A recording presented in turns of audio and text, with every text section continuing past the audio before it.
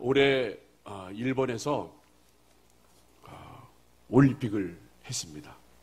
그래서 오늘 저는 영적 전쟁에서 승리하려면 이라는 제목을 가지고 하나님 말씀을 나누고자 합니다.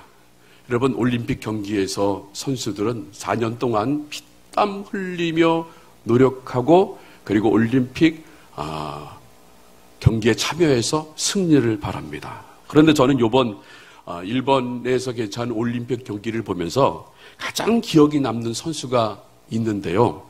그 선수는 바로 양궁에서 금메달 2개를 딴 김재덕 선수입니다. 근데 이 선수는 나이가 불과 17살밖에 되지 않은 선수입니다. 그런데 그 선수가 매 경기 때마다 큰 목소리로 파이팅을 외치는 모습이 저에게는 굉장히 인상적으로 다가왔습니다. 우리 그 화이팅 외치는 장면을 한번 보도록 하겠습니다.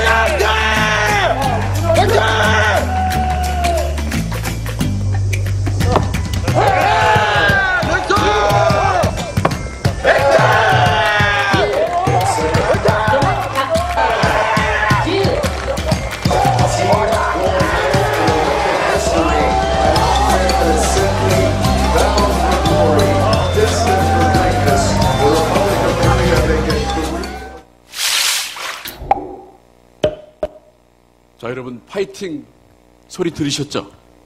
그 파이팅을 왜 하느냐 기자가 질문했더니 그 김재덕 선수가 이렇게 대답을 합니다. 정신을 바로 차려 경기에서 자신감을 갖고 컨디션을 제대로 끌어올리고자 하는 그런 마음을 가지고 파이팅을 외쳤다는 것입니다. 지금 우리 한국 기독교는 파이팅이 있어야 돼요. 이 코로나가 아주 참 게임을 잘합니다. 처음에 이게 뭐였지? 처음에 이 코로나 바이러스가 이름이 우한폐렴이 델타로 이게 싹 바뀌어 버렸어요. 델타로 싹 바뀌어서 이제 이 인류가 지배를 좀 하려고 이렇게 했는데 갑자기 얘가 또 뭘로 바뀌어요? 오미크론으로 싹 바뀌어 버려요. 그럼 사람은 그 소리만 들어. 오늘 뭐 확진자가 7,000명이 됐다면서 마음이 다운이 돼. 근데 여러분, 우리가 게임에 이기려면요, 우리가 김재덕 선수가 얘기한 것처럼 화이팅이 넘쳐야 돼요. 여러분, 교회에 나오는 것도요, 화이팅이 넘쳐야지. 여기 나와서 우리가 하나님을 예배하고 하나님을 찬송하고 하나님 앞에 기도하는 자들이 무기력하게 코로나로 인해서 막 어깨가 쭉 처지고. 여러분, 우리가 그렇게 하면 이길 수 있어요? 이길 수 없습니다. 우리는 파이팅이 넘쳐야 돼요. 그래서 오늘 한번 저 따라 해보시기를 바랍니다. 화이팅!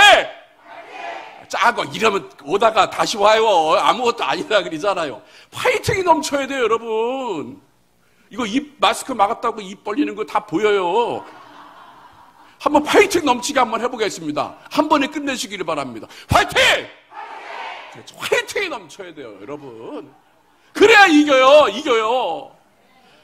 여러분, 우리가 정신력으로 승리한 대표적인 경기가 여러분도 잘 알다시피 2002년 월드컵 경기잖아요. 대한민국 온 사람이 대한민국 목이 터져라 하면서 외쳐요. 그랬더니 온 나라 백성들이 한 마음이 되니까 이 선수들이요, 야, 내가 축구장에서 죽어야 되겠다. 내가 축구장에 경기할 때 이 축구장에서 내가 죽어야 되겠다는 마음을 가지고 뛰었더니 우리가 생각하지 못하는 세계 4강이라는 그런 놀라운 업적을 이루잖아요. 그건 왜 그럴까요? 온 국민들이 함성을 지르는 거예요. 하나 되는 거예요. 그러니까 정신력이 생기는 거예요. 그런데 여러분, 저는 이번 올림픽 경기 때 저는 정말 그 한심한 팀을 봤어요. 어떤 팀이냐 하면 대한민국 야구팀을 봤습니다.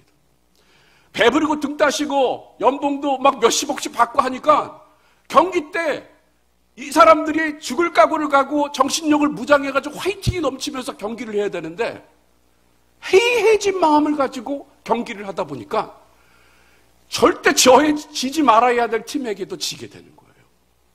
그래서 얼마나 말이 많았습니까? 올림픽 경기가 끝나고서 얼마나 말이 많았어요. 등수에도 들지 못하고 손가락질 당했어요.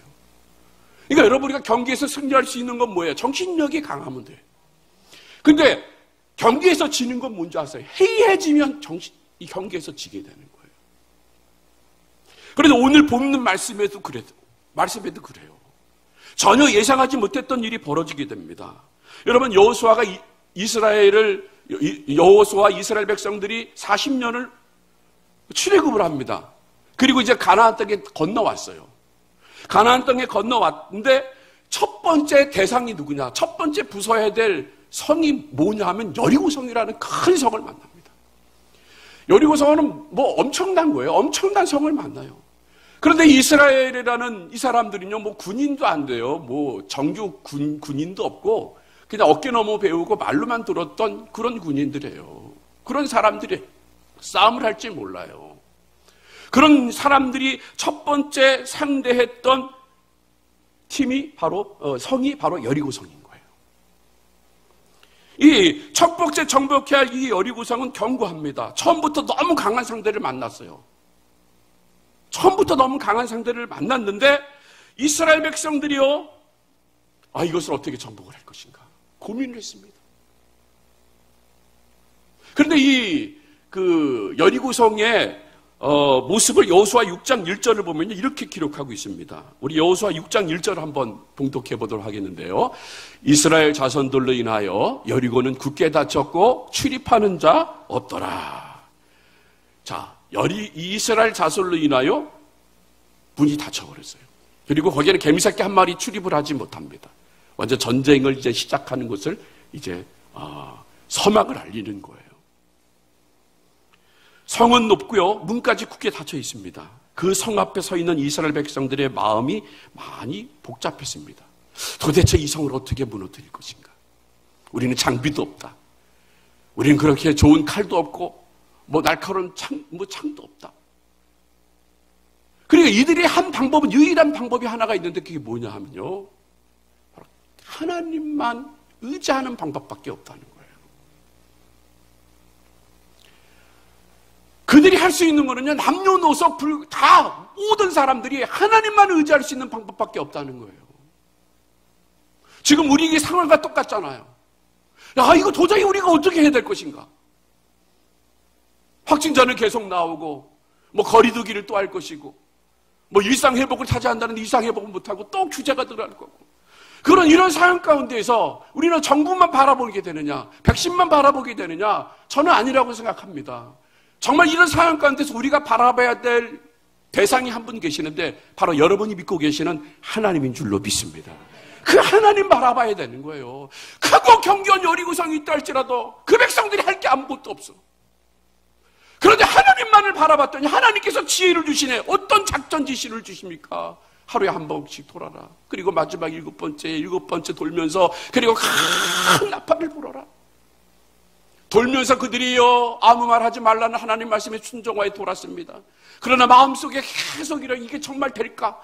이런 이적이 일어날까? 정말 이렇게 해서 여리고성이 무너질까? 아마 많은 사람들이 마음속에 담고 있었어요. 그런데 끝까지 하나님을 바라보고 하나님께 순종했더니 정말 일곱째 날에 일곱 번째 돌고 크게 소리를 지며 나팔을 했더니 그 견고한 여리성이 무너지는 것을 그들이 직접 보았다는 거예요. 그러니까 이것이 얼마나 놀라운 일이에요. 그래서 하나님을 신뢰한 결과로 얻어진 승리는요, 백성들의 사기는 하늘을 찔렀습니다. 여호수아도 마찬가지였을 것입니다. 이제 그들의 마음에는 강력한 성 여리고성을 쉽게 정복했는데 가지고 나머지 47개의 성은 아무것도 아닌 거예요. 여리고성에 비하면 아무것도 아닌 거야. 그렇게 생각했을 것 같습니다. 그러한 태도가 바로 아이성에서 드러나고 있다는 거예요. 여러분, 여리고성과 이 아이성은요, 어떻게 비교할 수가 없어요. 비교할 수가 없는 성입니다. 인구도 그렇고 크기나 방어력에 있어서 비교 가치가 없는 성이에요. 그래서 그들은 아이성을 우습게 보고 가벼운 마음으로 달려갔습니다. 그런데 결과는 참담했다는 것입니다. 우리 4절과 5절 말씀을 우리 봉독해 보도록 하겠습니다. 백성 중 3,000명쯤 그리로 올라갔다가 아이 사람 앞에서 도망하니 아이 사람이 그들이 36인쯤 죽이고 성문 앞에서부터 스바림까지 쫓아와서 내려가는 피탈에서 쳤으므로 백성의 마음이 녹아 물같이 된지라. 자, 여러분, 아이성은요, 해발 800m에 있어요. 해발 800m. 그리고 이 스바람이라는 것은요, 이거 히브리어로 치면은 뭐냐 하면, 이 부수다, 깨다. 그래서 채석장 같은 그런 곳을 얘기를 상징하는 것이에요. 그러니까 이 800m에 있는 데서 올라가서 정복할 수 있어. 조그만 성이기 때문에 인구가 12,000명 정도 사는 그런 성입니다. 아주 쉽게 봤어요. 이제 올라가서 3,000명쯤 데리고 가서 싸우면 이길 것 같아. 그런데 이게 웬일이에요? 그들이 도망가는 거야. 도망가기 시작했어요. 아니, 앞잡아 봤더니 아이성이란 크고 견고한 성은 아주 쉽게 정복했는데 이 조그만 아이성을 스스로 가서 하다 보니까 도망 내려오다가 빌탈길이야. 여러분, 800m 빌탈길 얼마나 무서우면요, 빌탈길로 내려오다가 막 굴러서 죽고, 굴러서 내려오다가 넘어져서 죽고. 야, 여러분, 이 꼴을 한번 생각해 보세요. 전쟁도 제대로 하지 못하고 지금 다 30명, 6명이 죽었어. 여리고성을 무너뜨릴 때는 한 명도 죽지 않았는데 이 조그만 아이성, 아주 우습게 봤던 아이성을 무너뜨릴 때는 36명이 죽었네. 그리고 더 큰 건 뭔지 아세요? 백성의 그것을 본 백성의 간담이 물같이 녹았다는 거예요. 간장이 녹았다. 이게 용기가 다 사라진 거예요. 그만큼 막 사기가 하늘까지 올라갔는데 그 전쟁 잘못함으로 말미암아 그 사기가 저 땅 밑으로 떨어졌어요. 어처구니 없는 일이 벌어진 것입니다. 그래서 오늘 말씀은 이 두 가지 이유를 설명하고 있다는 거예요. 왜 그들이 이 아이성에 질 수밖에 없는 이유를 두 가지를 설명하고 있는데 그 첫 번째를 우리가 잘 알고 있어요. 바로 1절 말씀입니다. 우리 1절 말씀을 한번 봉독해 보도록 하겠습니다. 이스라엘 자손들이 바친 물건을 인하여 범죄하였으니 이는 유다 지판 세라의 증손 삽디의 손자 갈미의 아들 아간이 바친 물건을 취하였습니다.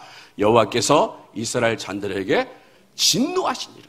이스라엘 자손에 진노했는데 왜 진노하셨습니까? 아간이라는 사람이 하나님이 여리고성을 칠 때에 거기서 하나로 갖지 말고 다 진멸하고 죽여버리라고 그랬어요. 왜? 처절매니까 하나님 것이라고 생각해서 하나님 것이라고 말했기 때문에 그 누구도 그 노량물, 전리품을 취하지 말라 그랬는데 다 백성들이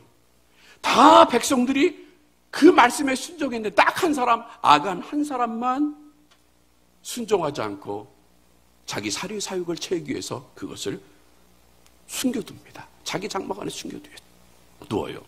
시날산의 외투 한 벌과 은과 금덩이.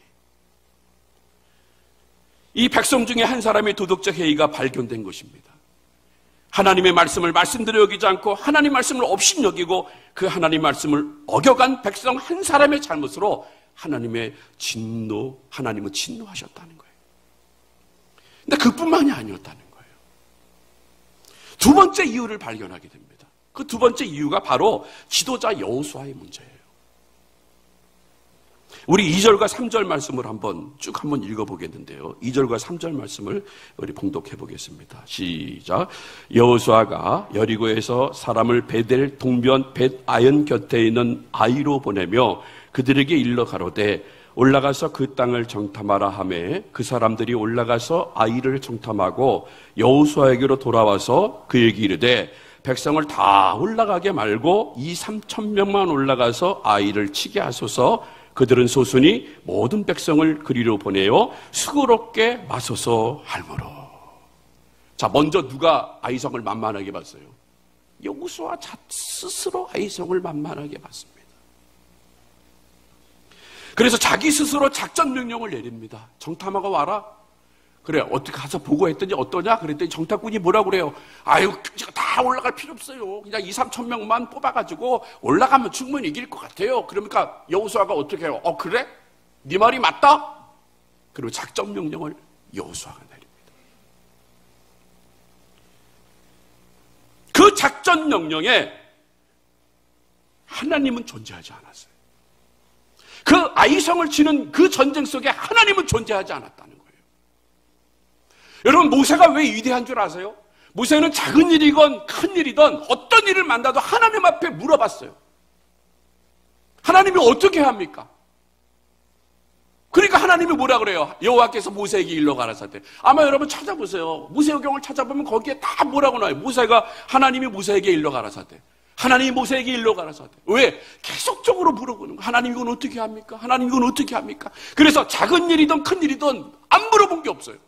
그랬더니 그가 그렇게 위대한 지도자가 된 거란 말이에요. 그런데 오늘 본문 말씀에 이 아이성을 치는 이 여호수아의 모습을 보면요, 실망할 수밖에 없어요. 아이성은 여호수아의 눈으로 보아도 매우 작은 성이었고 얼마든지 하나님께 기도하지 않고 스스로 작전을 세워 싸워도 충분히 이길 수 있다는 생각을 했다는 거예요. 기도를 생략했습니다. 하나님께 물어봐야죠.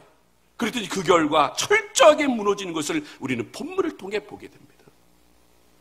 저는요, 여호수아 7장을 읽어보면서 1절에 하나님이 뭐라고 그래요? 아간의 범죄에 설명을 했잖아요. 그리고 2절서부터 아이성에 대해서 얘기를 합니다. 그러면 저는 하나님이 거기서 뭘 기다렸다고 생각을 해요? 기도를 기다렸다고 생각을 해요.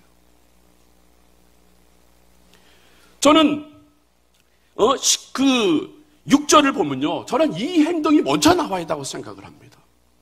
아간이 범죄했을 때, 그리고 아이성을 치기 전에 저는 이 6절의 모습이 먼저 아이성을 치기 전에 나와야 될 거라고 생각을 해요. 그 6절 말씀을 한번 우리 봉독해 보겠는데요. 6절입니다. 시작. 여호수아가 옷을 찢고 이스라엘 장로들과 함께 여호와의 궤 앞에서 땅에 엎드려 머리를 티끌을 무릅쓰고 저물도록 있다가. 자, 이거는 하나님 앞에 엎드렸다는 거예요. 하나님 앞에 기도했다는 거예요. 저는 이 아이성을 치기 전에 아간의 범죄를 하나님이 알고 계셨기 때문에 아이성을 치기 전에 하나님 앞에 무릎 꿇고 이런 모습으로 무릎 꿇고 이마를 땅에 대면서 티끌이 이마에 붙는 그런 일이 있더라도 먼저 하나님 앞에 물어보면 하나님, 아이성을 어떻게 하면 되겠습니까? 하나님이 이 아이성을 칠 수 있는 전략이 무엇입니까? 하나님 가르쳐 주십시오라고 말했다고 하면, 기도했다고 하면 하나님이 그 이후에 나오는 아간의 범죄에 대해서 설명했을 것 같아요. 야, 지금 아이성을 치지 마라. 먼저 아간이라는 자가 있다. 그 아간이라는 자가 범죄했기 때문에 너는 지금 아이성을 치면 안 된다. 먼저 온 백성들이 회개를 하고, 그리고 하나님께, 그리고 아이성을 치는 일을 해라. 아마 하나님은 그렇게 가르쳤을 것 같아요. 뭐 하나님이 함정 수사하는 것처럼 이렇게 숨었다가 이스라엘이 전쟁에서 이렇게 했더니까 그 전쟁을 뭐 다 지게 만들었다고? 하나님은 그런 분이 아닌 거예요. 하나님은 우리가 엎드려 기도하면요, 하나님은 우리의 소리에 귀를 기울이신 하나님이신 거예요. 그래서 말씀하시잖아. 구하라, 구하면 구할 것이요, 찾으라 그러면 찾을 것이요, 문을 두드리라 그러면 열릴 것이라고 말씀하셨어요. 악한 사람은 더 자식에게 좋은 것을 줄 줄 알거든. 하물며 하나님께서 너에게 좋은 것을 주시지 않겠느냐라고 말씀하신 하나님이에요. 그러니까 여러분들, 여호수아가 아이성을 치기 전에 무릎 꿇고 기도했으면 하나님 어떻게 하면 좋겠습니까? 그럼 하나님이 이런 응답을 주신대. 그런데 여호수아는 그러지 않았다는 거예요. 여호수아는 그런 모습을 보이지 않았다는 거예요. 그랬더니 하나님은 그 아이성의 전쟁에서 아까운 목숨 36명이 죽게 되고, 그리고 백성의 마음이 물같이 녹아버리는 그런 일들을 그들이 받게 되잖아요.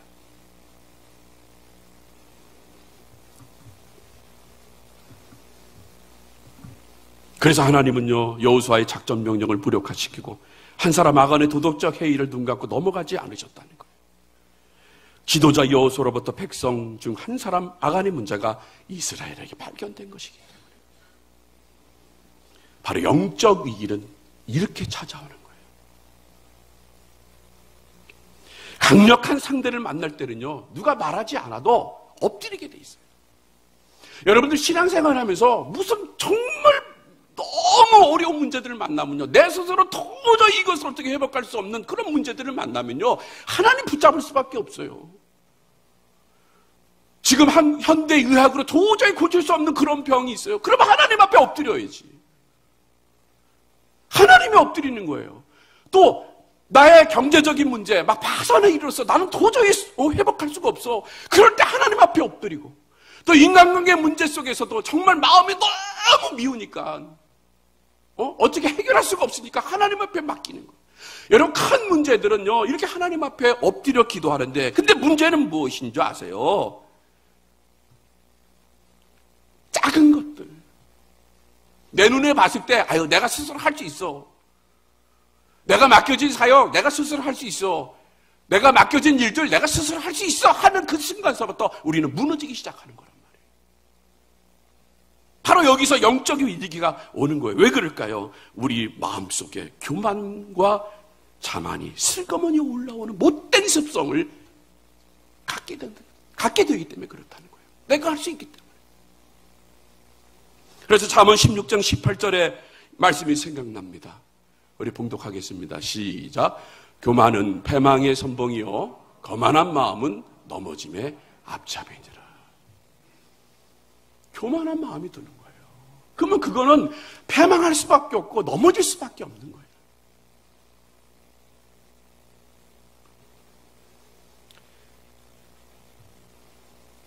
또 이 큰 문제는요, 참 우리가 큰 문제를 만났어요. 큰 문제를 만나면 어떻게 지나가게 돼요. 또 큰 문제는 이렇게 지나가게 돼요. 또 쉽게 넘어갈 때도 있어요. 왜? 하나님이 해결해 주시니까. 하나님이 해결해 주시니까 너무 큰, 그래서 우리가 감당할 시험을 하나님이 허락하지 않는다고 말씀하신 것처럼 너가 감당할 수 없는 시험을 만나면요, 하나님이 해결해 주셔요.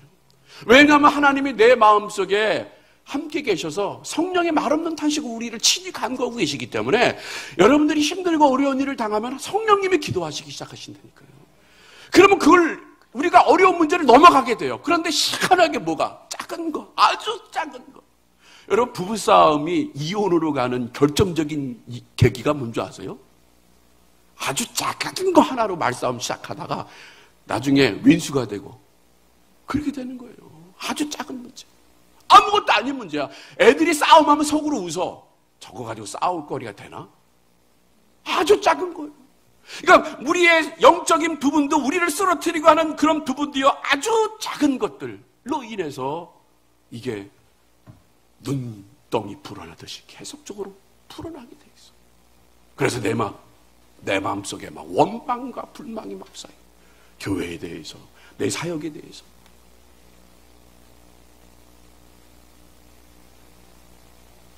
그래, 우리가 이런 영적인 위기를 만나는 거예요. 그래서 성경에 나온 위인들도 그렇게 무너진 사람들이 많아요. 대표적인 거 다윗을 보시면 아시잖아요. 여러분, 다윗이요, 골리앗에게 졌습니까? 아니에요. 여러분, 사울 왕이 잡혀서 죽었습니까? 안 죽었어요. 골리앗을 다윗은 물맷돌로 싸워서 넘어뜨리고 이겼습니다. 그리고 사울이 눈에 불을 켜고 자신을 죽이려고 했지만 사울의 손에 잡혀 죽지 않았어요. 왜 그럴까요? 하나님이 사울의 손에서 다윗을 지켜주었기 때문에 그래요. 그래서 다윗이 늘 고백하잖아요. 무슨 고백을 합니까? 여호와는 나의 반석이시여, 나의 피할 바위시여, 나의 요새시여, 나의 산성이시로다 하면서 늘 찬양하면서 늘 기도했기 때문에 하나님이 지켜주신 거란 말이에요. 그런데 거기에 기도하지 않았다고 하면 하나님이 지켜주실까요? 저는 그렇게 생각 안 해요. 그는 식날 때마다 눈물을 흘리며 하나님 앞에 기도했어요. 하나님, 이런 어려움을 우리가 어떻게 이겨낼 수 있겠습니까? 하면서 눈물을 흘리며 기도했어요. 전적으로 하나님을 의지했어요. 그랬더니 하나님이 지켜주시는 거예요. 그런데 여러분, 그가 넘어진 게 언제 넘어졌어요? 도망자 신세에 넘어졌어요? 아니에요. 왕이 되고 난 이후에, 가장 강력한 권력을 가지고 난 이후에 자기 문제에 걸려 넘어졌다는 거예요. 그를 넘어지게 한 것은 사울도 아니고요, 골리앗도 아니에요. 결국 자기 자신이었어요. 그는 밧세바와 간음을 하는 간음죄를 저질렀어요. 잠언 11장 2절과 5절 말씀을 보면요, 그 장면이 아주 잘 나오고 있어요. 한번 봉독해 보도록 하겠습니다. 사무엘하 11장 2절과 5절 말씀이에요. 시작. 저녁 때에 사무엘하. 제가 읽어드릴게요. 좋은 목소리로 읽어드리겠습니다. 저녁 때에 다윗이 그 침상에서 일어나 왕궁 지붕 위에서 거닐다가 그곳에서 보니 한 여인이 목욕을 하는데 심히 아름다워 보이는지라. 다윗이 보내어 그 여인을 알아보게 하였더니 고하되 그는 엘리압의 딸이요 햇사람 우리아의 아내 밧세바가 아니니까. 다윗이 사자를 보내어 저를 자기에게로 데려오게 하고 저가 그 부정함을 깨끗게 하였으므로 더불어 동침함에 저가 자기 집으로 돌아가니라. 여인이 잉태함에 보내어 다윗에게 구하여 가로되 내가 잉태하였나이다 하니라. 아멘 하지 마세요.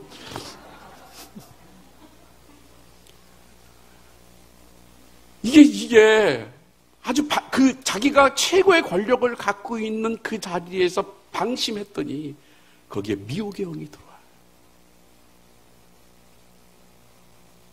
그랬더니 아리따운 여인의 목욕하는 모습을 보고 거기서 뭘 가져요? 음욕을 갖는 거예요.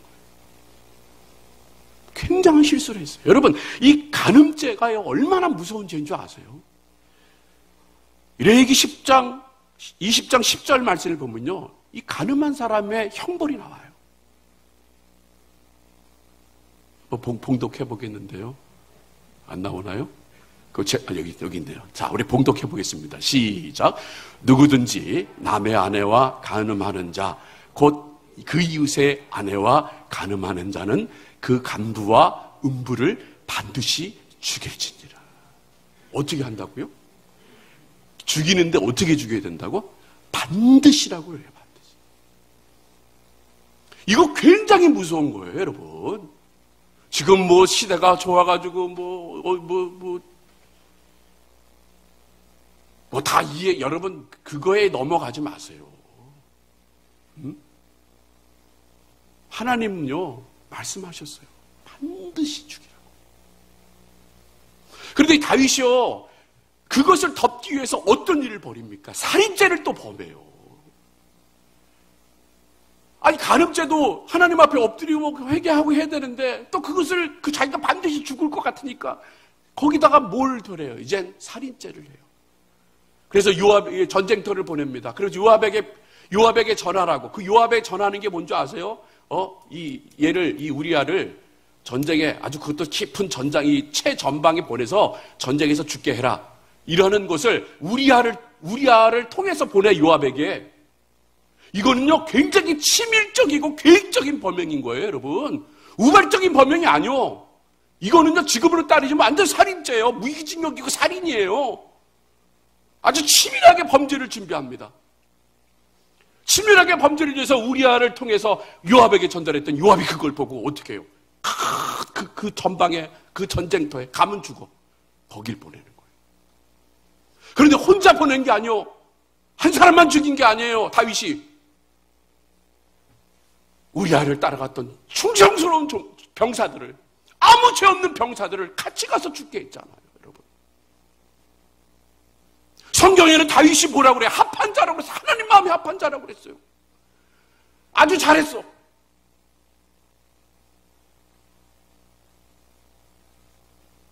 근데요, 하나님이 말씀하신 것처럼 의인은 없나니 하나도 없는 게 이 세상인 거예요. 의의는 없어요. 하나도 없어요. 하나님이 어떻게 쓰시느냐에 따라 그 사람이 틀려지는 거지. 그런데 그가 바로 설 수 있는 것이 무엇인 줄 아세요? 하나님 앞에 그 범죄가 드러날 때 하나님 앞에 간절히 기도했던 사람, 눈물을 흘리며 기도했고 자기 옷을 찢으며 회개했던 사람, 그랬더니 하나님이 용서해 주시는 거예요. 그러니까 자기 자신과 싸움에서 졌더라도요, 하나님은 회개의 기회를 주시는 거예요. 기도하는 걸 주시는 거예요. 하나님, 제가 영적인 전쟁에 졌습니다. 그러나 하나님 기회를 주십시오. 용서해 주십시오. 다시 한번 저에게 기회를 주십시오. 라고 눈물을 흘리며 하나님 앞에 기도할 때 하나님은 그 기도를 들어주셔서 용서해 주신다는 거예요. 그래야 전쟁에서 승리하니까. 그런데 왜 그런 부분을 왜 성경에 기록됐냐 하면요, 경건한 다윗의 죄를 통하여 가장 선한 사람이라 할지라도 하나님께서 그냥 내버려 두시면 이와 같이 죄에 빠질 수 있다는 사실을 성경은 가르쳐주기 위해서, 오늘 우리들에게 가르쳐주기 위해서 그렇게 기록하고 있다는 거예요. 그러므로 우리는 어떻게 합니까? 끊임없이 기도해야 돼요. 나의 내면에서 일어나는 여러 가지의 일들을 우리가 이겨내가기 위해서는 우리가 끊임없이 하나님 앞에 엎드려 기도해야 되고, 그리고 끊임없이 하나님 전에 나와서 하나님 앞에 예배해야 되고, 간절히 찬양할 때 그런 모든 유혹들을 이길 줄로 믿습니다. 지금 이 시대가 바로 그런 시대인 거예요. 여러분, 우리가 파이팅하지 않으면, 여러분, 우리가 기도로 주여 하지 않으면 우리는 언제 이런 영적 전쟁이 만났을 부딪혔을 때에 우리는 질 수밖에 없어요. 그때 내 성깔이 나오고 내 성들이 나오고 내 주장이 나오는 거예요.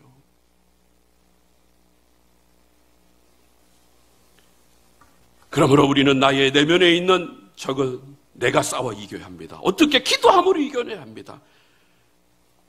어떤 일이든 작은 일이든 큰 일이든 하나님 앞에 기도해야 됩니다. 왜요? 기도는 능력이 있기 때문에요.